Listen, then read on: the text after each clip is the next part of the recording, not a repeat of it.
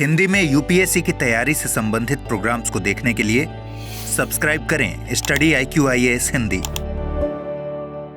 Hello students, अगर आप भारत की राजनीति और राजनीतिक वातावरण को थोड़े समय से देख रहे होंगे तो आपको आइडिया होगा कि दो बड़े शब्द समाजवादी और पंथ निरपेक्ष बहुत गर्म चर्चा के मुद्दे हैं और इन्हें संविधान की उद्देशिका में रखा जाए या ना रखा जाए, इस पर बड़ी बहस चल रही है भारत के राजनीतिक स्फेयर में।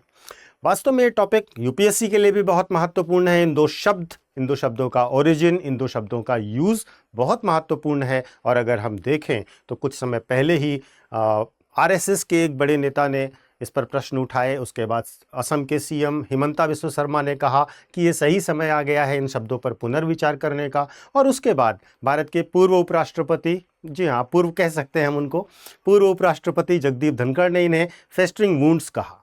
तो वास्तव में एक माहौल ऐसा बनाया जा रहा था जिसमें लग रहा था कि ये दो शब्द भारत के संविधान की उद्देशिका से हटा दिए जाएंगे। इसी को देखते हुए चूंकि विपक्षी दल जैसे कि एनसीपी है, कांग्रेस है, इनका ये मानना था कि ये भारत के संविधान से दोनों शब्द हटाए नहीं जाने चाहिए क्योंकि ये लोकतंत्र की आत्मा है। और इसी को देखते हुए विपक्ष ने राज्यसभा में सरकार से जवाब मांगा कि क्या इन शब्दों को हटाने की कोई प्रक्रिया भारत सरकार शुरू कर रही है या शुरू कर चुकी है, इसके बारे में स्पष्ट जानकारी दीजिए।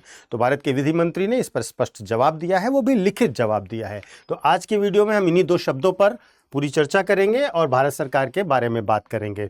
वीडियो को शुरू करने से पहले हम आपको अपना टेलीग्राम लिंक देते हैं, जो कि हमेशा की तरह वीडियो शुरू होने से पहले दिया जाता है।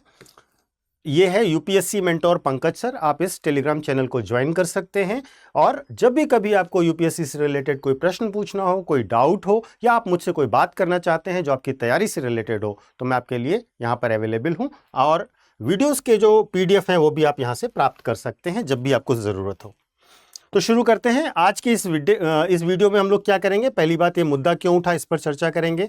सुप्रीम कोर्ट का इस मामले में क्या रुख रहा, इन दो शब्दों पर उच्चतम न्यायालय का क्या रुख रहा और उच्चतम न्यायालय में प्रमुख केसेस में क्या डिसीजन दिए गए, उस पर भी चर्चा करेंगे। भारत सरकार ने क्या जवाब दिया है उसकी बात करेंगे। यूपीएससी में ये कहाँ यूज होगा वो जानेंगे और इसके साथ सेशन के लास्ट में जानेंगे इससे रिलेटेड प्रीलिम्स का प्रश्न और मेंस का प्रश्न।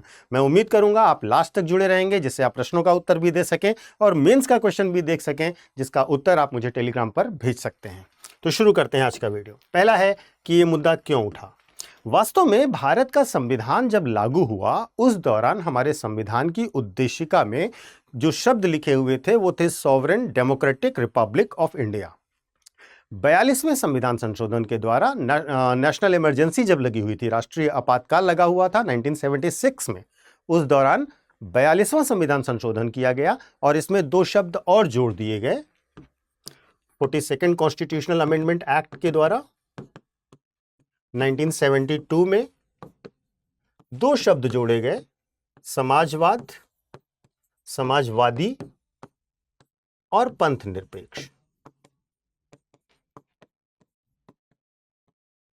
चूंकि ये शब्द जो जोड़े गए थे ये इमरजेंसी के दौरान जोड़े गए थे, जो सरकार थी वो कार्यकारी सरकार थी और प्रॉपर संसद के सत्र भी नहीं चल रहे थे, तो इस वजह से इस पर प्रश्न उठाए गए। हाल ही में आरएसएस के एक नेता हैं दत्तात्रेय होसबोले और इसके साथ साथ कुछ और नेताओं ने भी कहा कि ये शब्द मूल संविधान में और डॉक्टर अंबेडकर के ड्राफ्ट में नहीं थे, इसीलिए इन्हें हटाया जाना चाहिए।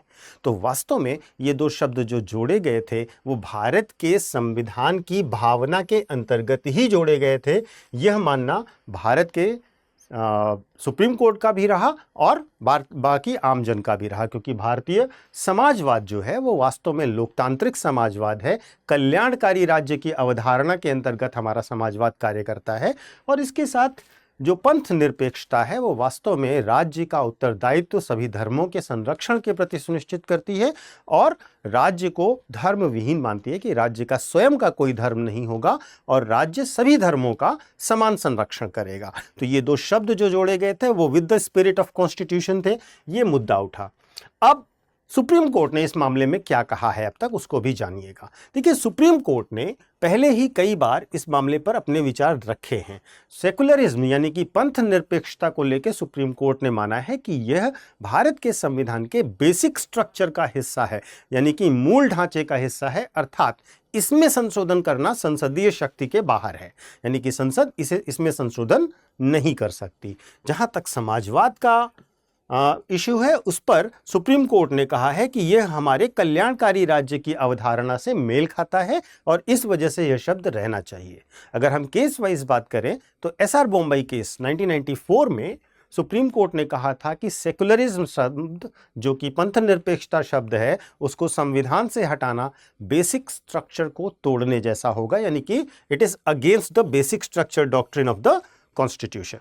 इसके साथ साथ नवंबर 2024 में बलराम सिंह बनाम यूनियन ऑफ इंडिया केस में कहा कि 42वें संविधान संशोधन वैध है और ये शब्द बने रहेंगे, यानी कि validity of 42nd constitutional amendment act, जो 42वां संविधान संशोधन अधिनियम था, उसकी वैधता को स्वीकार किया सुप्रीम कोर्ट ने बलराम सिंह के मामले में, अर्थात ये दोनों शब्द भी फिर वैध हुए। तो इस प्रकार से सुप्रीम कोर्ट का रुख बिल्कुल क्लियर था, लेकिन बहुत बड़े सेगमेंट से ये मांग उठ रही थी, इसलिए सरकार को इस मामले में रिटर्न जवाब देना पड़ा। सरकार की तरफ से जो कानून मंत्री हैं अर्जुन राम मेघवाल, उन्होंने लिखित जवाब दिया है राज्यसभा में और कहा है कि सरकार सोशलिस्ट और सेकुलर शब्द को हटाने का कोई प्लान या इरादा नहीं रखती है। ये भारत के संविधान की उद्देशिका में यथास्थिति बने रहेंगे और कहा कि कभी भी अगर हमें कोई भी बदलाव करना पड़ेगा तो उसकी एक औपचारिक प्रक्रिया बिना राजनीतिक सहमति के संभव नहीं हो सकती है। तो इस प्रकार की भ्रमात्मक चीज़ों में ना रहें, ये हमारे संविधान के इसेंशियल पार्ट्स हैं, बेसिक स्ट्रक्चर डॉक्ट्रिन के अंतर्गत आते हैं और इन्हें हटाने का हमारा कोई इरादा नहीं है और ना ही हम ऐसी कोई प्रक्रिया कर रहे हैं। तो ये तो इन दो शब्दों को लेकर के अब तक चल रहे सारे विवादों पर सरकार का ऑफिशियल रुख था और आप जानते हैं कि संसद में दिया गया लिखित जवाब सरकार का आधिकारिक जवाब माना जाएगा, इसमें चेंजेस नहीं होंगे। तो ये बहुत महत्वपूर्ण है। इसके बाद हम देखते हैं कि ये टॉपिक हमारे लिए कितना महत्वपूर्ण है। तो अगर हम देखें तो कॉन्स्टिट्यूशनल अमेंडमेंट यानी कि आर्टिकल 368 के बारे में प्री में क्वेश्चन इससे बन सकता है। 42वें संविधान संशोधन, चूंकि इमरजेंसी को लेकर के भी बहुत न्यूज़ रही, आपने देखा होगा, हमने कुछ वीडियोस में इमरजेंसी को लेकर भी चर्चा की है, संडे के करंट अफेयर्स के वीडियो में भी चर्चा की है, जो पॉलिटी का होता है। सुबह 9 बजे हम लोग पॉलिटी का करंट अफेयर्स करते हैं। जो बच्चे अभी नहीं जानते हैं वे लोग भी ज्वाइन किया करें। सुबह 9 बजे पॉलिटी और 11 बजे इकोनॉमी का वीकली करंट अफेयर्स करते हैं, उसमें भी हमने इस पर चर्चा की है। ये मुद्दा भी उठ सकता है। और बेसिक स्ट्रक्चर डॉक्ट्रिन, जो कि केशवानंद भारती वाद में दिया गया था, संविधान के मूल ढांचे की अवधारणा, उससे संबंधित प्रश्न बनता है। और एसआर बोम्बई केस में सेकुलरिज्म की क्या परिभाषा दी गई, उसको लेकर के भी प्रश्न प्रीलिम्स में बन सकता है। वास्तव में प्रीलिम्स और मेंस दोनों में जो आपका प्रीएम्बल है वो प्री और मेंस दोनों में एरियाज को कवर करता है और दोनों में इससे प्रश्न बन सकते हैं। यहाँ तक कि मेंस में जब आपके क्वेश्चन कॉन्स्टिट्यूशनल मोरालिटी पर और फेडरलिज्म पर आए, वो भी इससे जुड़े हुए मिलेंगे आपको और आपको लिखने में उसकी ज़रूरत पड़ेगी।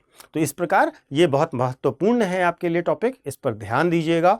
इसके साथ साथ आप देखिएगा कि सेकुलरिज्म शब्द और सोशलिस्ट शब्द कैसे शुरू हुए, दुनिया में कैसे शुरू हुए, अवधारणा कैसे आई, भारत में और दुनिया में ये दो अवधारणाओं के बीच में क्या अंतर हैं, और भारतीय समाजवाद या भारतीय पंथ निरपेक्षता बाकी दुनिया के समाजवाद और पंथ निरपेक्षता से किस प्रकार भिन्न है। इन सब एरियाज को आप अपनी स्टडीज़ में कवर करिएगा। आगे बढ़ते हैं और क्वेश्चंस की तरफ जाने से पहले आपको एक बहुत इंपॉर्टेंट अनाउंसमेंट कर दें कि आज हमारा P2I बैच, प्रतिज्ञा बैच शुरू हो रहा है शाम को 6 बजे से। तो आप लोगों को ये बैच आज के आज ही ज्वाइन कर लेना चाहिए। आज इसकी पहली क्लास है, इसमें डिले मत कीजिए। इससे आपको आज तो बेसिक जो आपका फ्रेमवर्क ऑफ स्टडी है, जो फाउंडेशन है, उसके बारे में चर्चा की जाएगी और ये क्लासेस आज से शुरू हो जाएंगी। तो इसमें डिले मत कीजिए। मात्र 9,999 रुपये की नॉमिनल फीस पर आपको पूरा कोर्स दिया जा रहा है, जिसमें आपको स्टडी मटेरियल भी मिलेगा,